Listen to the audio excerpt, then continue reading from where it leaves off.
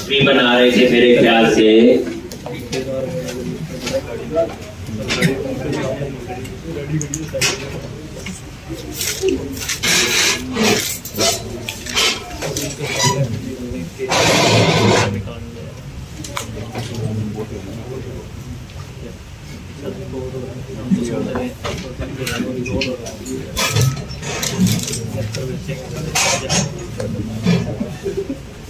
तो अब हमने क्या करना आगे? तो कल हमने क्या किया था, एक रिपॉजिटरी फोल्डर बनाया था और एक आई रिपॉजिटरी। रिपॉजिटरी फोल्डर में हम क्लासेस बनाएंगे और आई रिपॉजिटरी को इंटरफेस। ठीक है जी, ये हम जेनरिक रिपॉजिटरी बना रहे हैं।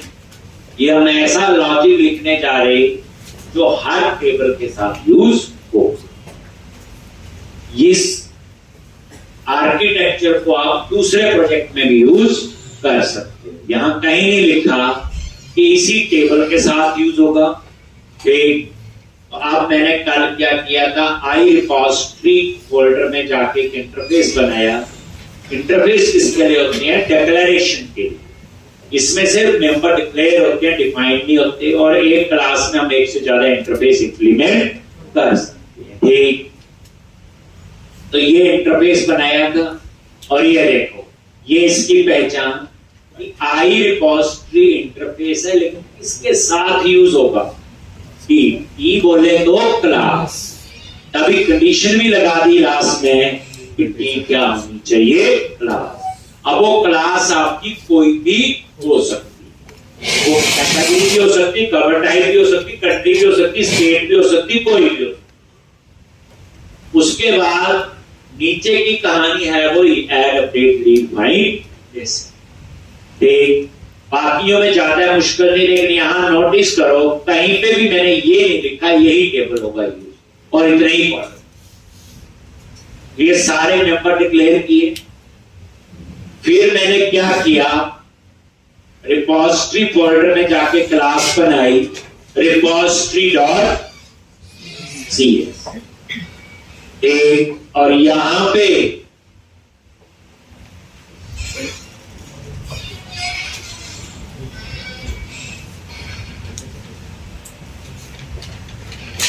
एक रिपॉजिटरी डॉट cs। तो ये रिपॉजिटरी क्लास है। आई रिपॉजिटरी क्या है? इंटरफेस है। एक, और इसको हमने यहां इंप्लीमेंट किया। क्या किया था?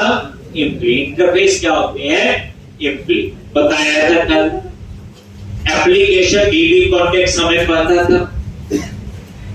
फिर ये डीबी सेट टाइप का वेरिएबल लिया। इंटरनल मेंबर का ये है कि वो इसी असेंबली में यूज होगा, इसी प्रोजेक्ट में। आउटसाइड का प्रोजेक्ट ये यूज नहीं होगा। दूसरी बात, डीबी सेट क्यों बना रही? मुझे यहां पे एक जगह ये सेट करना है, ये डीबी सेट किस मॉडल के लिए। तभी हमने क्या लिखा हुआ, ये वेरिएबल लिया, डीबी सेट टाइप का है और टी उसमें मैंने पास कर। फिर हमने कंस्ट्रक्टर में गए, ये एप्लीकेशन डीबी कॉन्टेक्स्ट तो पता ही है आपको। अब उसके बाद डीबी सेट और आगे क्या आएगा? तो डीबी सेट आपका ये वेरिएबल है और यहां पे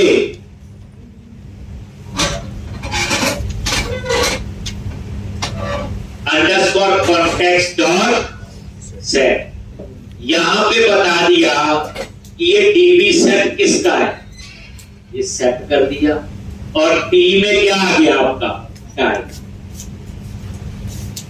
एक, तो डीबी सेट में हमें पता चल गया कि ये किसके साथ यूज होगा, क्योंकि ये देखो नीचे जब सेव का कोड लिखा आप तो लिखते थे कॉन्टेक्स्ट डॉट मॉडल का नेम एम्प्लॉइज डॉट ऐड।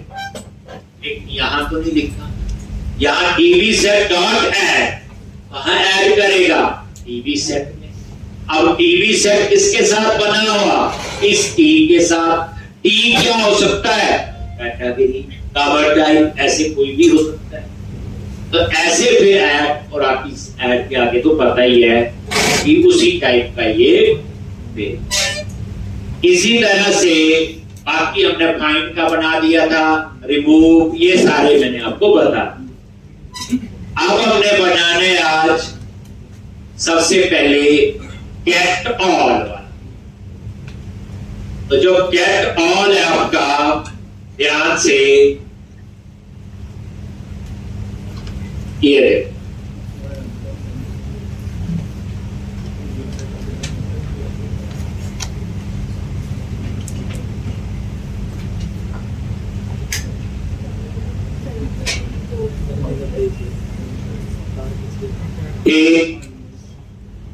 अब ये जो गेट ऑल है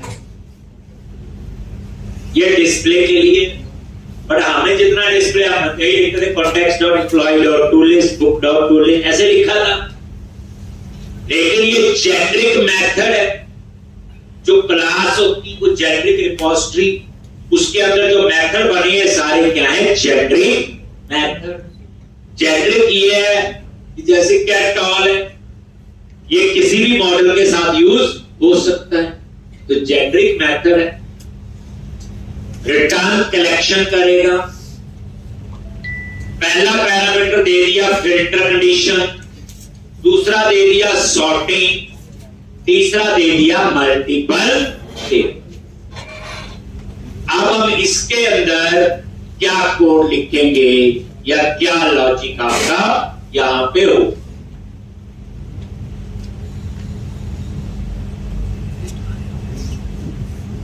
एक तो यहां पे आपने इसका पूरा लॉजिक लिखना है सिंपल, और ये सिंपल आपका कौन सा कोड है? डिस्प्ले। एक और यहां पे आई क्वेरीएबल इंटरफेस है, इसके साथ यूज होगा टी, और ये एक वेरिएबल है और इसमें हमने डाल दिया डीबी सेट, जो ऊपर कंस्ट्रक्टर में सेट किया। आई क्वेरीएबल जो है ये इंटरफेस है क्वेरी करने के लिए। फिर चेक करो कि filter is not equal to null. अगर ये नल नहीं है तो इसका मतलब मैं फिल्टर कंडीशन को ही लगा रही है। एक तो ये ऐसे लिख दिया query is equal to query dot where, ये वेयर कंडीशन लगा दी। अगर आपने लिखना चाहते हो context dot employ dot to list, तो ये वाला ही कंडीशन है। ये कब चलेगा? जब कोई फिल्टर कंडीशन दी है, वेयर लगाया है।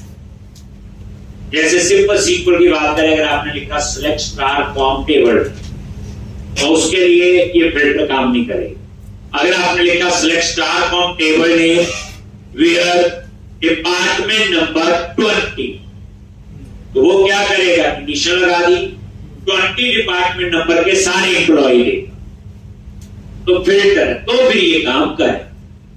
तो यहां मैंने चेक कर लिया फिल्टर।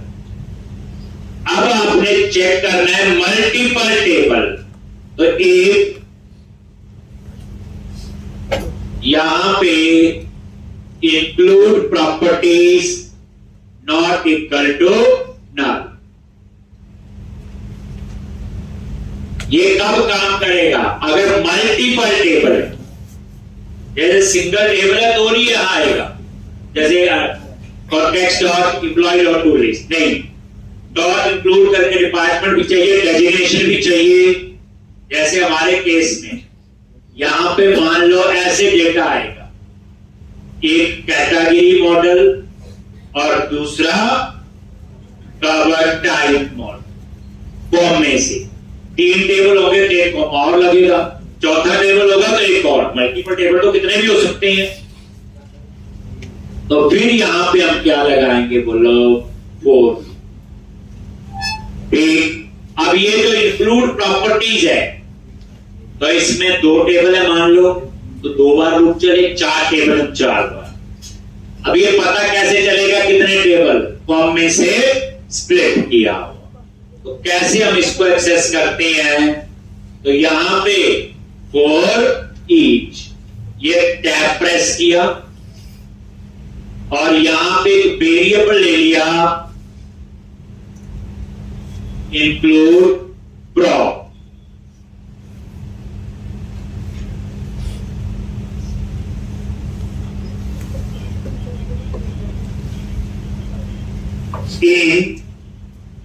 Include property. अब यहां पे मैं एरे बनाऊंगा डॉट स्प्लिट। स्प्लिट मेथड होता है आपका किसके लिए? एरे के। तो इंक्लूड प्रॉपर्टीज में मैं स्प्लिट करूंगा उसे कॉम में से। कैसे स्प्लिट करूंगा? कॉम में से। जैसे अगर 2 टेबल है तो 2 एलिमेंट का एरे बने, 3 है कॉम में से स्प्लिट कर। अब इसका क्या सिंटैक्स है? जैसे सिंपल कोई बोले एक पैरा है, उस पैरे में कितने वर्ड्स हैं, तो आप क्या करेंगे? वो पैरा एक स्ट्रिंग है, तो उसको मैं स्प्लिट करूंगा स्पेस के साथ। जितने स्पेस होंगे फिर वो उतने एलिमेंट का क्या बनाएगा? एरे। और जितने एलिमेंट का एरे होगा उतना ही आपके वर्ड। बिल्कुल वही। अब इंक्लूड प्रॉपर्टी को हम स्प्लिट करेंगे कॉम में से। कैसे करेंगे? कॉम में से कैसे लिखोगे? न्यू, ये एरे बनेगा और कर्ली ब्रैकेट में आप यहां लिख दो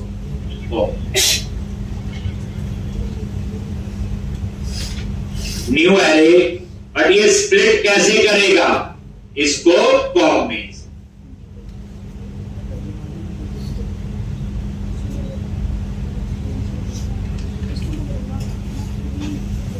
comma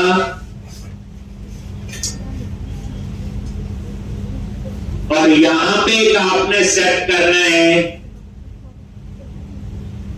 string split options, remove empty entries. मैं ये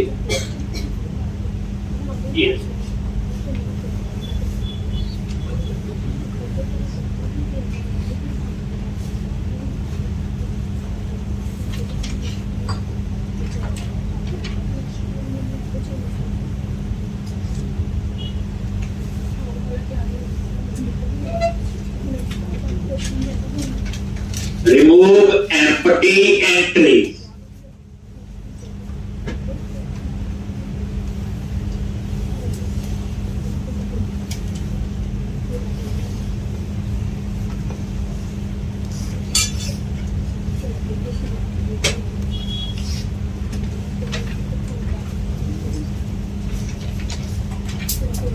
अब ये क्या करेगा? इंक्लूड प्रॉपर्टी स्प्लिट करेगा। कैसे? कॉम में से। और ये क्या बना देगा? इसका एरे। जैसे 2 टेबल हैं तो ये 2 एलिमेंट का एरे बनेगा, बीच में कॉमा लगा। अगर हम एक कॉमा और लगाएं और 2 टेबल देखें, एक कॉमा और लगाएं और 2 टेबल, तो ये फिर इस केस में 4 एलिमेंट का एरे बनाए। और ये लिख दिया। अगर कोई एम्प्टी स्पेस हो तो उसको क्या कर दे? अब यहां पे आपने उसको क्या करना? फिर query is equal to query dot include और ये इंक्लूड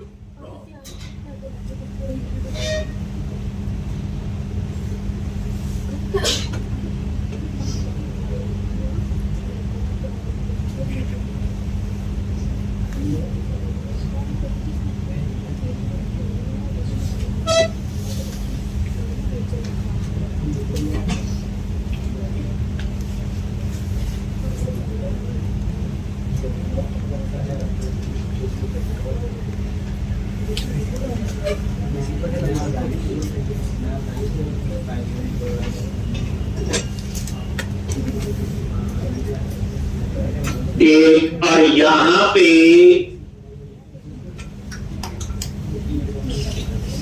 वही ना इंक्लूड हो गया ना, लिखते हैं जब हम डॉट इंक्लूड, ये वही चीज हो गई बस। बट ये काम कब करेगा इफ अगर multiple table not equal to null. अब आ जाओ नीचे, थर्ड पार्ट है आपका सॉर्टिंग का। तो सॉर्टिंग के लिए क्या लिखोगे, if order Y is not equal to null, और यहां पे return order Y query dot to list.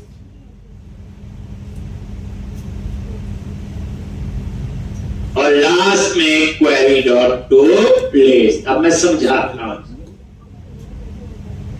पहला केस आप करो जो हम लोग आता था, हम डिस्प्ले में क्या लिखते थे, context dot employ dot to list, सारा डेटा चाहिए। तो याद रखना, फिर इसमें से सिर्फ ये 2 लाइन काम करें बस, बाकी कोड नहीं। सिंपल काम नहीं थे, कॉन्टेक्स्ट और बुक्स डॉट लिस्ट लिखा है, वो ये इतने से काम हो जाएगा। लेकिन अगर उसने कोई फिल्टर कंडीशन लगाई है और मल्टीपल टेबल नहीं है और ना ही सॉर्टिंग करनी है, तो फिर ये वाला कोड नहीं चलेगा। तो इतना चलेगा।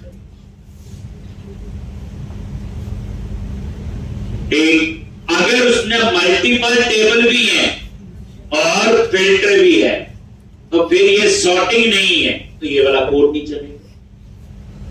तभी लिखा not equal to null. Clear है? तो इस तरह से ये था आपका कैट टॉप। ये बच्चे जेनरिक मेथड बना।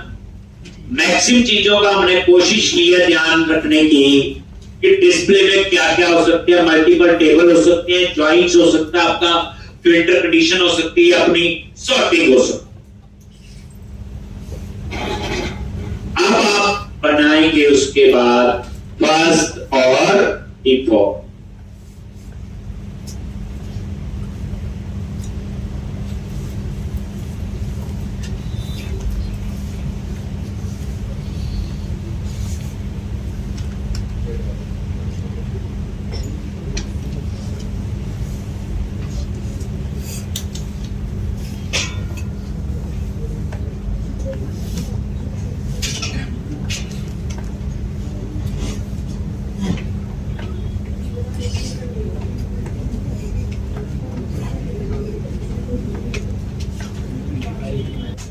अब रह गया फर्स्ट और डिफॉल्ट। आ जाओ यहीं पे ऊपर, ये देखो फर्स्ट और डिफॉल्ट में सॉर्टिंग नहीं।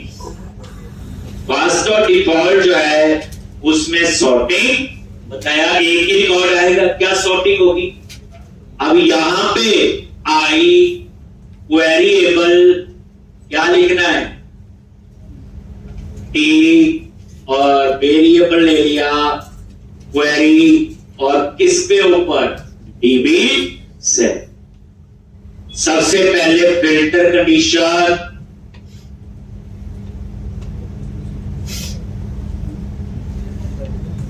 Is not equal to null.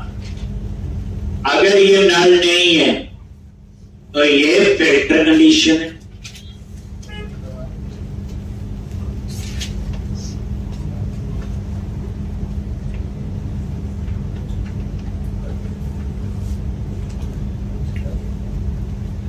अगर ये नल नहीं है तो ये query equal to query dot where.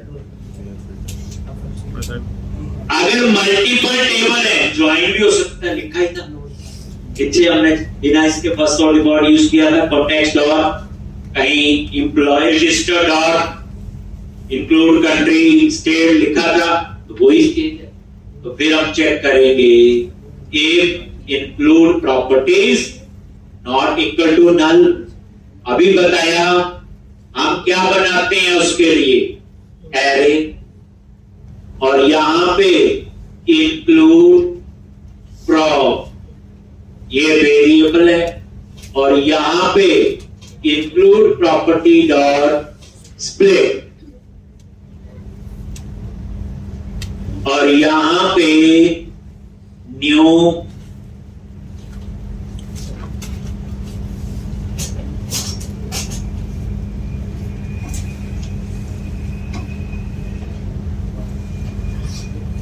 और कैसे स्प्लिट करना है इसको बोलो copy.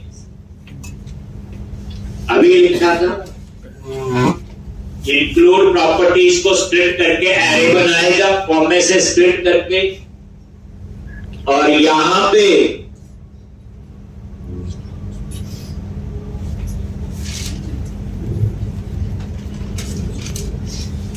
String split options, remove empty entity,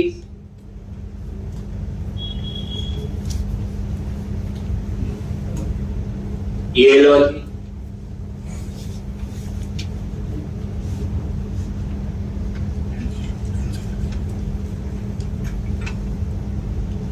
और यहां पे क्वेरी डॉट इंक्लूड, और ये आ गया।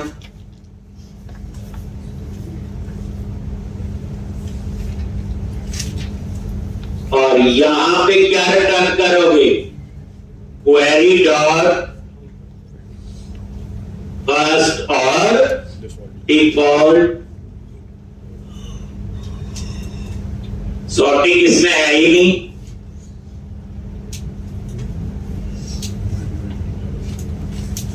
तो ये बस दो मेथड है, बाकी तो हमने कल लिख दिया था। तो ये आपका जो है जेनरिक रिपोजिटरी बन गई। जेनरिक का मतलब है फॉर ऑल टेबल।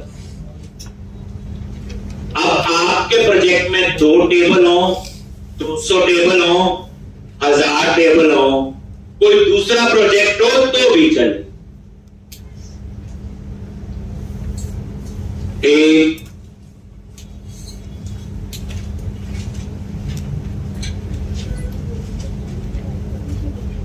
अब नेक्स्ट स्टेप क्या होगा, अब हम लोग बनाएंगे रिपोजिटरी। आपको ये समझाएंगे इंटरफेस और क्लास क्यों बना रहे। ये टीआई का कंसेप्ट है, डिपेंडेंसी इंजेक्शन समझाऊंगा। अब मैं एक रिपोजिटरी बनाऊंगा, आई कैटेगरी रिपोजिटरी, कैटेगरी के लिए स्पेसिफिक, और कैटेगरी रिपोजिटरी। फिर बनाऊंगा I cover type repository and cover type repository. वहां से पता चलेगा कि कैटेगरी है या फिर कवर टाइप। तो अब नेक्स्ट लेयर हम शुरू कर रहे हैं। तो अभी तक आपने मॉडल बनाए और जेनरिक रिपोजिटरी। डेटा एक्सेस वाले पे आ जाओ, रिपोजिटरी आई रिपोजिटरी, और जैसे आई रिपोजिटरी पे राइट क्लिक किया, ऐड क्लास, और यहां चूज कर लो इंटरफेस। क्लास नहीं इंटरफेस। और इस इंटरफेस का नाम क्या रखोगे, आई कैटेगरी रिपोजिटरी। आई कैटेगरी रिपोजिटरी।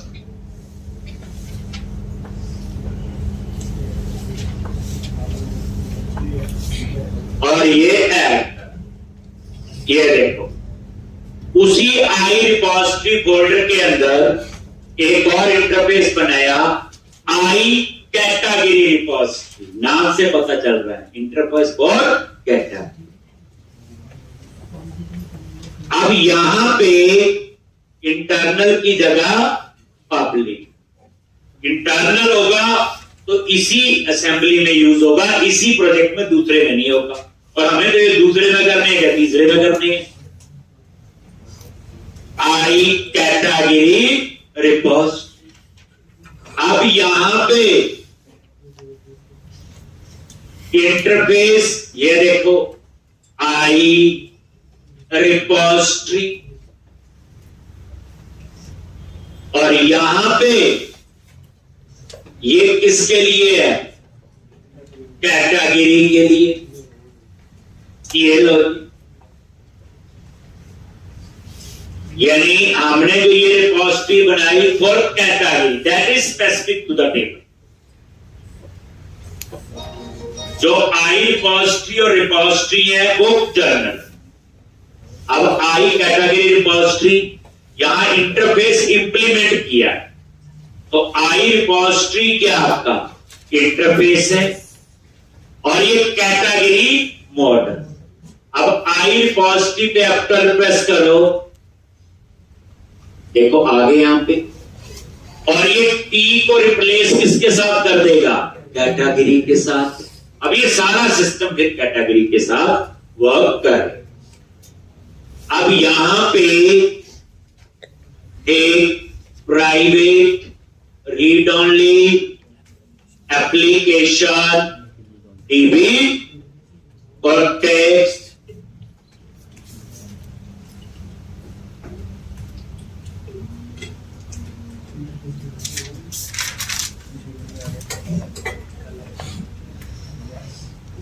सॉरी ये तो इंटरफेस है ना, इंटरफेस में डिक्लेरेशन।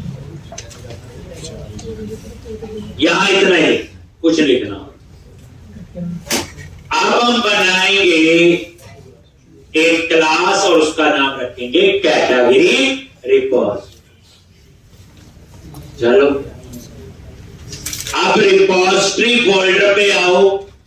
क्लासेस कहां बनाते हैं? रिपोजिटरी। तो रिपोजिटरी फोल्डर पे राइट क्लिक किया, ऐड क्लास, ये क्लास है, इंटरफेस नहीं, और इसका नाम रखना है क्या? Category repository. यहां देखो आई रिपोजिटरी में इंटरफेस और रिपोजिटरी में क्लास। अब ये कैटेगरी रिपोजिटरी नाम से क्लास पब्लिक, और यहां पे इनहेरिट करो क्लास, और वो क्लास कौन सी थी? रिपोजिटरी, और वो किसके साथ यूज होगी? कैटेगरी के साथ। कॉमा, और यहां पे इंप्लीमेंट करो इंटरफेस आई कैटेगरी रिपोजिटरी। नोटिस करो हमेशा पहले क्लास इनहेरिट होगी, उसके बाद इंटरफेस इंप्लीमेंट होगी। इसके पीछे रीजन क्या है? क्लास हमेशा सिंगल इनहेरिट होगी, मल्टीपल नहीं होगी, इसलिए पहले क्लास। इंटरफेस तो मल्टीपल हो सकते हैं, फिर कॉमा देके जितने मर्जी इंटरफेस इंप्लीमेंट कर सकते हैं। आप ऐसे नहीं कर सकते, पहले इंटरफेस और फिर क्लास।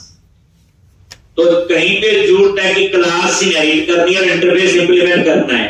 हमेशा पहले क्लास फिर इंटरफेस, क्योंकि क्लास तो एक ही इनहेरिट होगी, इंटरफेस मल्टीपल लॉ।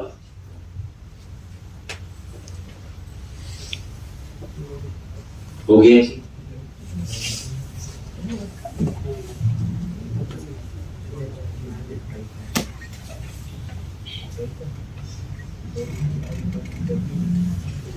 चलें आगे। चल अब यहां पे क्लास है private read only application dB context. बताइए इतना, इसके कंस्ट्रक्टर में गए, यहां से ये पास कर दिया, और यहां पे ये आपने इनिशियलाइज कर दिया।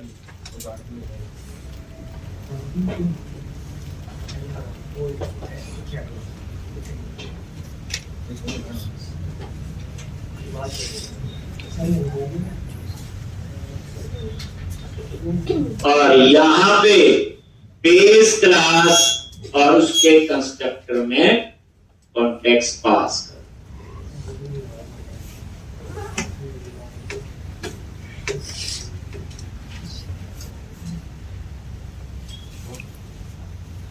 समझोगे। जैसे बेस, तो बेस क्लास कौन सी है? रिपोजिटरी। करो F12 बेस पे, ये देखो आगे इसके कंस्ट्रक्टर में, और ये पास किया हुआ कौन एक ये रे, तो बेस रिपोजिटरी।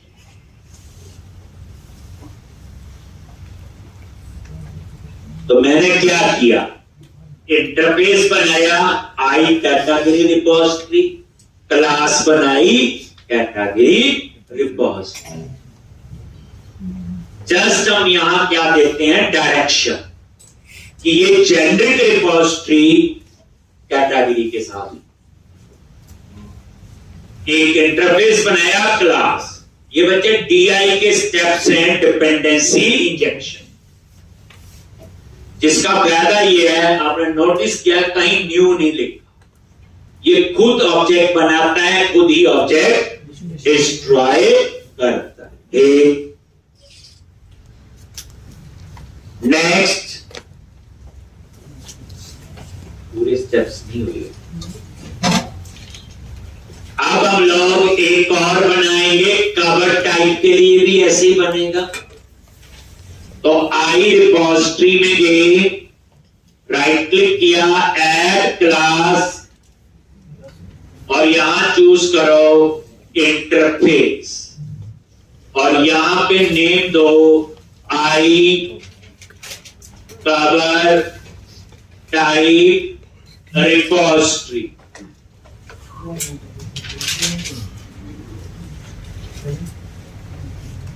पब्लिक इंटरफेस,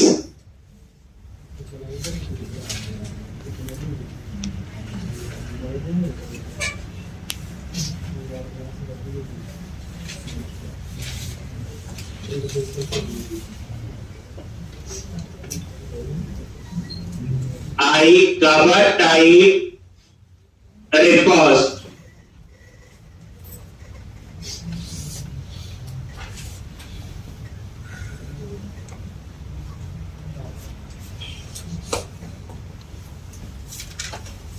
और यहां पे आई देखो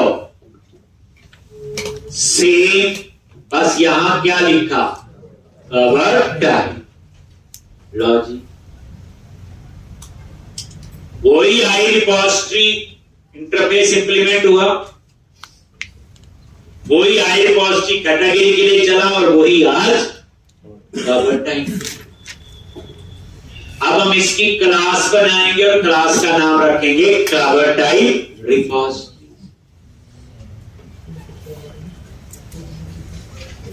ये स्ट्रक्चर है, कोड हमेशा क्लीन होना चाहिए, कंफ्यूजन नहीं होनी चाहिए, नहीं तो हम लोग अपना स्ट्रक्चर बना लेते, थोड़े दिनों बाद हम ही भूल जाते हमने क्या चीज की थी और क्यों की। अब ऐसा नहीं होगा, एक स्ट्रक्चर फॉलो करना पड़ेगा, एक जिसमें कोड बिल्कुल क्लीन होना चाहिए, साफ सुथरा कोड होना, ये इंपॉर्टेंट। आप ही लिखोगे धीरे धीरे कोड इतना, और जब उस कोड को निकालोगे आपको पूरा पता हो। आज आपको बोले 15 मॉडल बनाने, बना लेंगे मॉडल वाले प्रोजेक्ट में जाएंगे, 15 मॉडल बना लेंगे, और उसे एप्लीकेशन डीबी कॉन्टेक्स्ट में डेटा एक्सेस वाले प्रोजेक्ट में ऐड करेंगे, ऐड माइग्रेशन अपडेट डेटाबेस। बताओ, उसके बाद 15 फिर हम लोग बनाएंगे इंटरफेस, और 15 ही बनाएंगे क्लास। कोड इतना ही होगा, देख लो। अब आ जाओ कवर टाइप, तो रिपोजिटरी में राइट क्लिक किया, अब हम क्लास बनाएंगे, क्लास का नाम रख दिया कवर टाइप रिपोजिटरी। तो एक क्लास और एक इंटरफेस, और ये देखो इसको क्या कर लो, पब्लिक। हम जेनरिक रिपोजिटरी बना चुके हैं, ये जो हम कर रहे हैं जस्ट उसकी डायरेक्शन दे रहे हैं, क्योंकि चाहिए तो कैटेगरी होगा ना हमारे प्रोजेक्ट के हिसाब से, कवर टाइप चाहिए होगा। और यहां पे सबसे पहले क्लास ही इनहेरिट करो और उसमें पास कर दिया कवर टाइप, फिर इंटरफेस आई, कवर टाइप रिपोजिटरी, सेम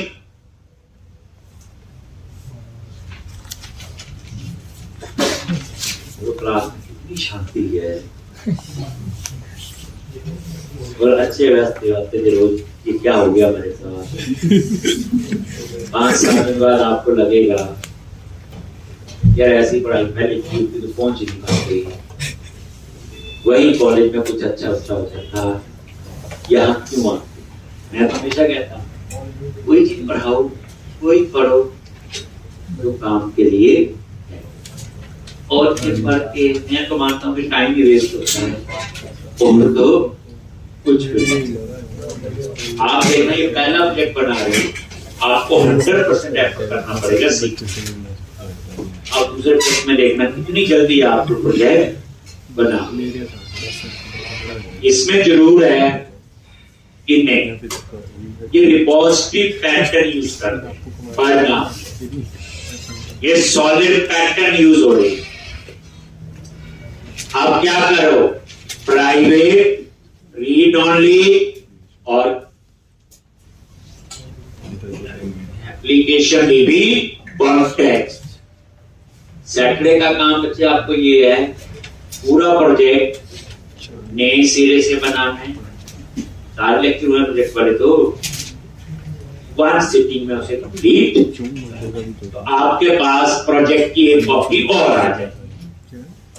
आपको 3 बार का रखा बड़ा देख, और आगे से प्रैक्टिस ऐसे करनी जैसे कोई बस 5 या 6 बार कॉपी बना रहा है। एक कॉपी में रोज की रोज, दूसरी कॉपी उससे 2 दिन पीछे चलाओ, तीसरी कॉपी उससे 4 दिन पीछे चलाओ। हम ये देखना चाहते हैं कि हमारा पूरा कंसेप्ट, पूरा फ्लो हमें आ रहा है, पता चल रहा है। अब मैं आज कर रहा हूं, अभी कर रहे हो आप लोग 6 बार प्रैक्टिस होगी, आ गया जी, ये तो रट्टा हो जाएगा। कल बैठो और पूरे शुरू से लेकर तक बनाओ, फिर रट्टा नहीं, क्योंकि अब सब कुछ सोचना है फर्स्ट डे से आज तक। तो हर वीकेंड का टारगेट आपके लिए है कि प्रोजेक्ट जो है शुरू से लेके एंड तक बनाना, जितने लेक्चर होंगे। जैसे अगले सैटरडे का टारगेट ये है, ये भी 4 लेक्चर, अगले भी 5 लेक्चर इकट्ठे आपने पढ़ना। जॉब में ऐसे होता है, एक घंटे भी होती जॉब, हाँ 8-10 घंटे बैठ के फिर काम देते हैं, डिलीवर करते हैं क्लाइंट को। अब आप कंस्ट्रक्टर और ये पास कर दिया एप्लीकेशन डीबी, और ये बेस, और ये आपने पास कर दिया। बेस क्लास कौन सी है यहां पे, एक रिपोजिटरी, यही है बेस क्लास। एक तरीका वही है,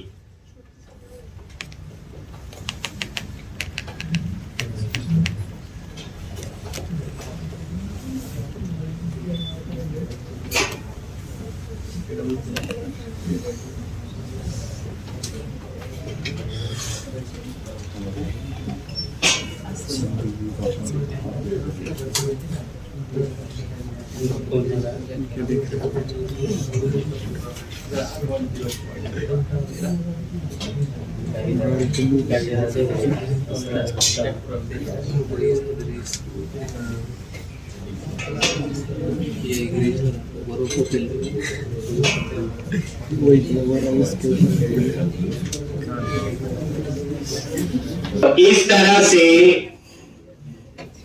ये कवर टाइप के लिए रिपोजिटरी तैयार हो। तो रूल क्या बना, 15 टेबल है, तो ऐसे 15 इंटरफेस, 15 क्लास। लेकिन अभी इसमें सारे स्टेप्स कंप्लीट नहीं। अब इन क्लासेस को मैंने कंट्रोलर में एक्सेस करना है, मैं एक्सेस नहीं करना। फिर मुझे program.cs में ऐड करना पड़े। लेयर देखो, फर्स्ट लेयर में मॉडल्स, सेकंड लेयर में जेनेरिक रिपोजिटरी, थर्ड लेयर में appropriate repository for specific model. यही हुई। अब एक लेयर और है, इसको कहां ऐड करेंगे? program.cs। कैसे? तो अब आप आ जाओ मेन प्रोजेक्ट में, देखो program.cs तो यही है। ये DI के स्टेप्स है। इंटरफेस बनाओ, क्लास बनाओ और उसको कहां ऐड करो? program.cs में। तभी आप उस पर DI इंप्लीमेंट कर सकते हो।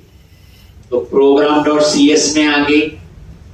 और याद रखना, ये जो लाइन लिखी है इसके ऊपर आप कहीं पे भी लिख सकते हो। ये जो where app builder.build लिखा हुआ, इसके जो नीचे वाली होती है इसे हम मिडलवेयर कहते हैं। ये टॉप टू डाउन अप्रोच को फॉलो करती है, इसलिए अभी आप छोड़ो। इसके ऊपर आप कहीं पे भी लिख सकते हैं। मैं यही लिख देता हूं, builder dot services dot add scope, और यहां पे लिखना है आई कैटेगरी रिपोजिटरी और कैटेगरी रिपोज। ये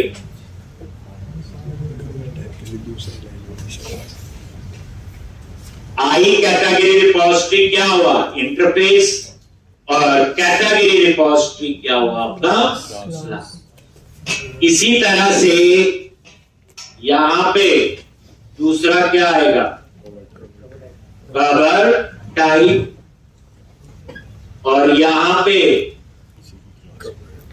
कवर टाइप।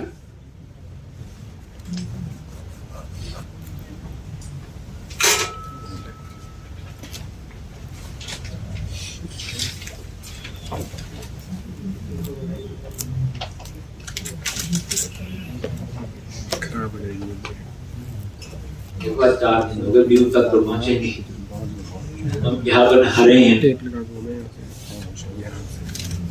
लेकिन आपका जब पूरा स्ट्रक्चर पूरा तैयार हो जाएगा तो बड़ी फास्ट भी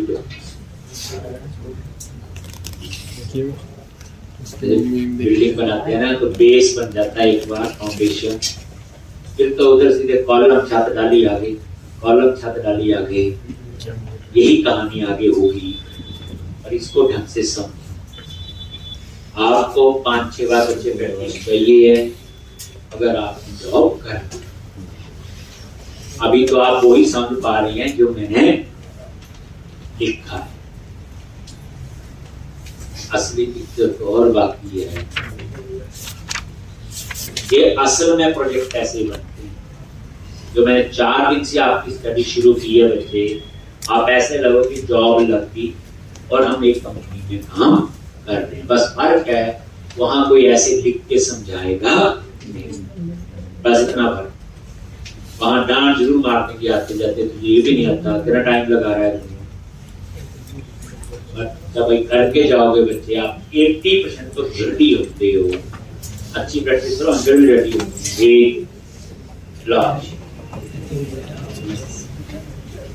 अब आप उसके बाद को टेंशन होती है, वो बच्चे कॉलेज के हैं, जैसे कॉलेज का प्रोजेक्ट यही है बच्चे, ऐसे बनना है। इस तरह से ही बनते हैं। अब आपने क्या करना आगे? अब मान लो मेरे पास 500 टेबल है, टेबल बनाने पड़ेंगे तो स्टूडेंट, प्राइमरी की फॉर पीपल। फिर मैं क्या करूंगा? आई रिपोजिटरी में जाके क्या करूंगा? मैं 500 इंटरफेस बनाऊंगा, जैसे आई category repository, I cover type.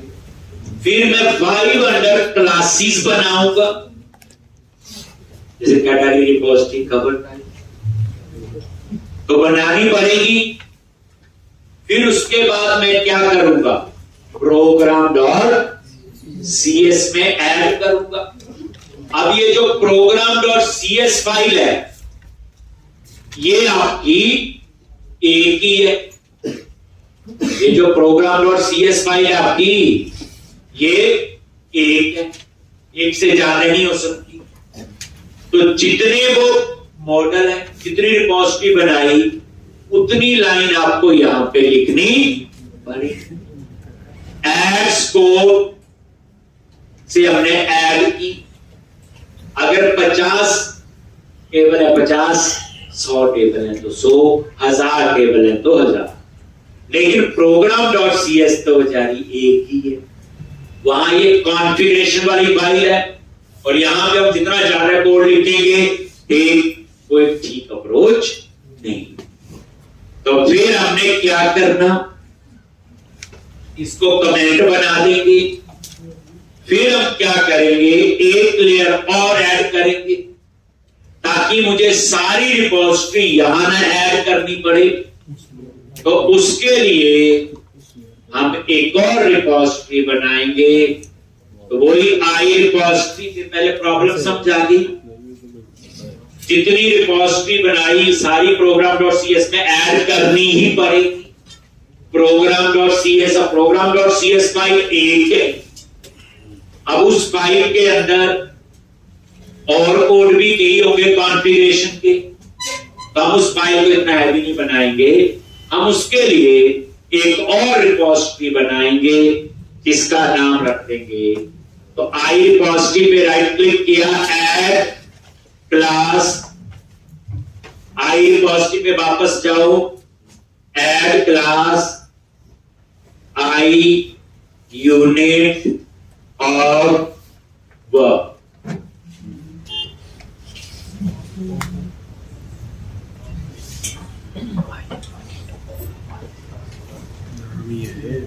I unit of work public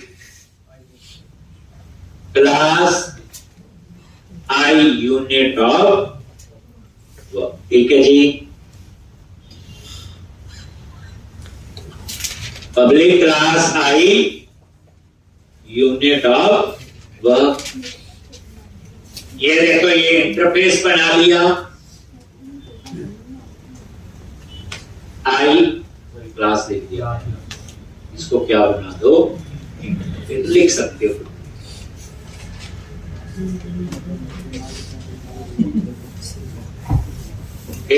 तो अब हमने जितनी भी रिपोजिटरी बनानी है उसके लिए हम लोग ये, तो अब आपकी लेयर कैसे होगी, मॉडल, जेनेरिक रिपोजिटरी और उस टेबल की appropriate repository, then I unit of. इसे कहते हैं प्रॉपर पाइपलाइन में जैसे काम होता है, यानी आप एक स्ट्रक्चर फॉलो करके ही पहुंच सकते हैं। तो आई यूनिट ऑफ वर्क, वहां फिर आपका वही मैक कोड होगा।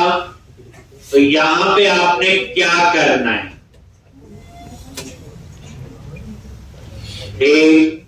और इस इंटरफेस में अभी दो रिपोजिटरी है। तो ये कैटेगरी रिपोजिटरी के लिए हो गया, ये प्रॉपर्टी है रीड ओनली है, इसका नाम मैंने कैटेगरी रख दिया। ऐसे दूसरा कवर टाइप,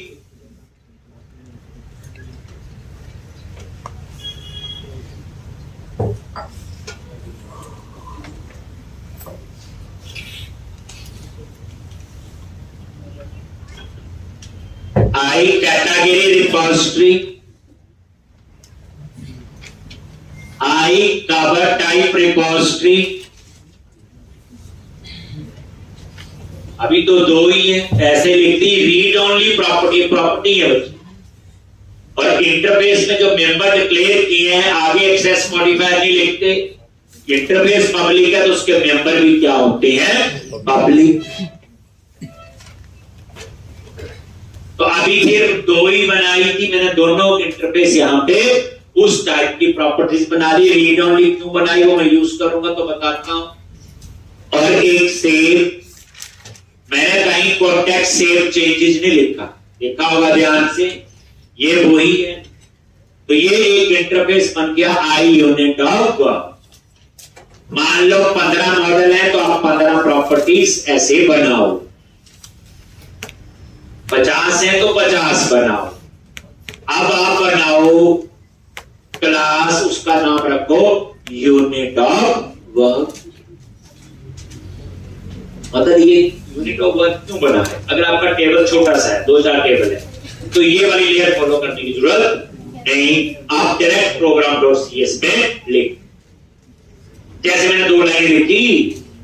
लेकिन जब पता टेबल प्रोजेक्ट बड़ा होगा, साइज बढ़ेगा, 500 टेबल होंगे, 1000 टेबल होंगे, तो फिर उस केस में आपको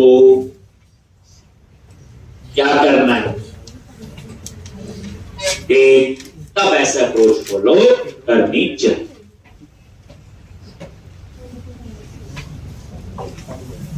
तो अब आ जाओ, रिपोजिटरी फोल्डर पे राइट क्लिक किया, ऐड क्लास, और क्लास का name unit of work, class का नेम दे दिया यूनिट ऑफ वर्क। और यहां पे पब्लिक क्लास, और यहां इनहेरिट कर लो I unit of work. I unit of work क्या आपका इंटरफेस है, तो इंटरफेस को क्या करते हैं, इंप्लीमेंट।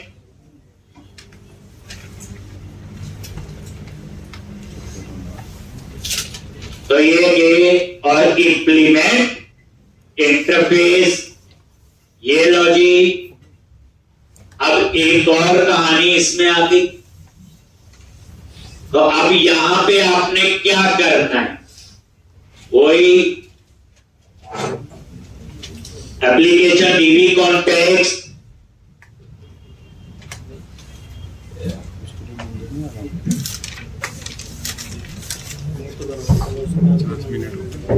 ये सारा। तो यहां पे ये ठीक करेंगे हम लोग, यहां पे वही private read only application dB context CTR constructor application dB context, यहां पे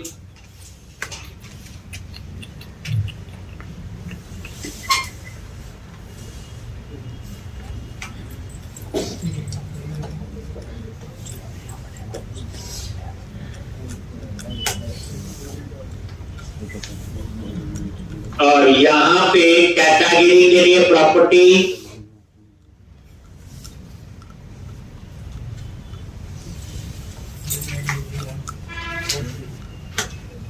और यहां पे प्राइवेट सेट, और ये गेट।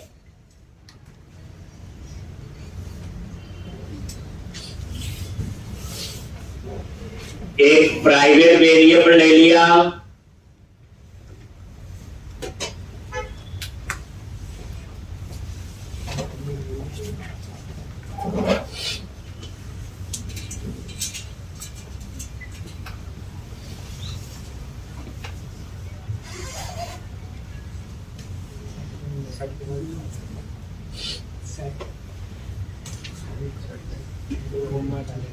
ठीक। तो इस तरह से पहली बात, अकेला गेट हो तो रीड ओनली, ये सेट मैंने लिया है, ये प्राइवेट लिया है, इसका मतलब मैं इसको इसके अंदर ही इनिशियलाइज कर सकता हूं, इसलिए मैंने इसको प्राइवेट लिया। अदरवाइज ये प्रॉपर्टी तो हमने क्या बनाई थी, गेट रीड ओनली थी, अभी यूज करूंगा।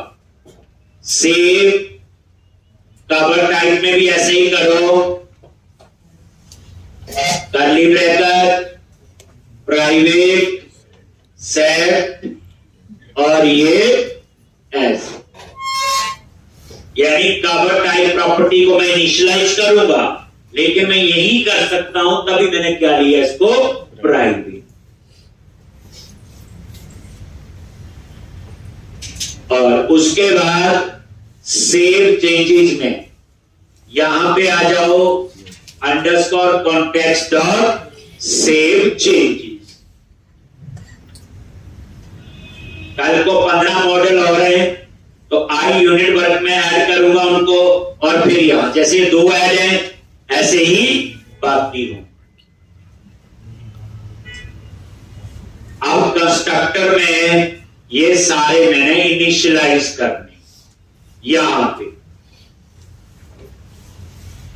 तभी मैंने प्राइवेट बनाया है, क्योंकि मैं यहां चेंज कर सकता हूं, बाहर नहीं चेंज कर सकता। तो यहां पे category is equal to new category repository, ऐसे देखो यहां इनिशियलाइज कर दिया, ये तभी हुआ मैंने यहां प्राइवेट सेट होकर राइट करना, ये राइट ही हो रहा है प्रॉपर्टी में। इसी तरह से कवर टाइप और ये से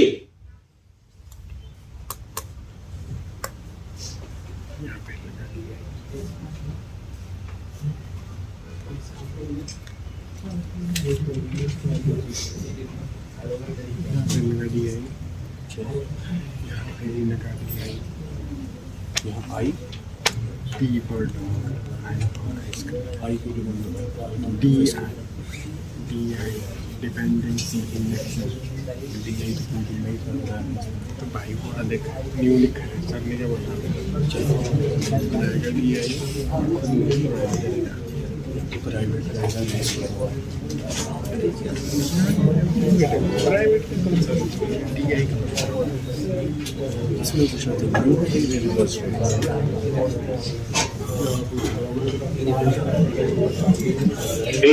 तो ये आपका पूरा यहां से देखो।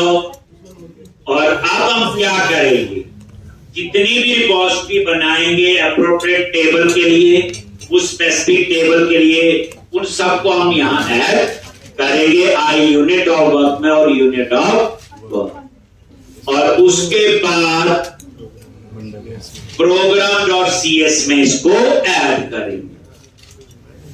कहां ऐड करेंगे इसको, प्रोग्राम डॉट सी एस, तभी कंप्लीट होगा वो।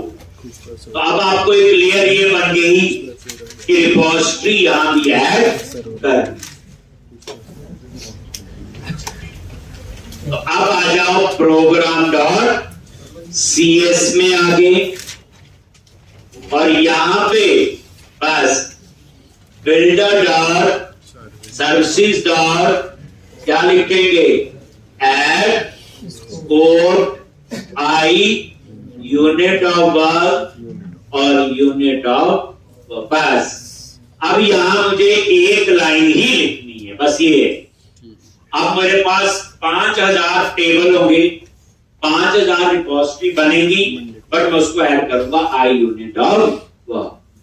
यहां सिर्फ एक लाइन ही लिखूंगा, प्रोग्राम डॉट सी एस। ज्यादा देर लगेगी, बस इतने पढ़ेंगे आज।